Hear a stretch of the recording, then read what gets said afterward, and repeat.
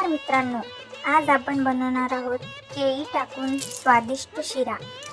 रवा आणि केळाचं मिक्सचर करून हा शिरा बनवतो।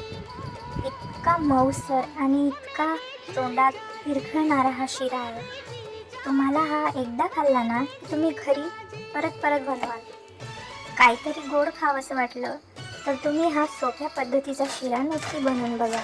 तर इथे आपण कढईमध्ये तूप टाकून रवा लाल सोनेरी होईपर्यंत भाजून घेतलाय आणि मग त्यामध्ये आपण काजू बदाम ते टाकून सुद्धा भाजून घेतलं। मॅश केलेले केळी सुद्धा भाजून घेतले आणि छानपैकी फिरवून दिली आणि मग रवा शिजण्यासाठी आपण गरम पाण्याचा उपयोग केला। गरम पाणी टाकून आपण रवा शिजवून घेतला आणि एक वाटी साखर टाकून मस्त फिरवून घेतला आणि त्याला पाणी सुटेपर्यंत मऊसर भाजून घेतला आणि त्यावरून वेलची पावडर।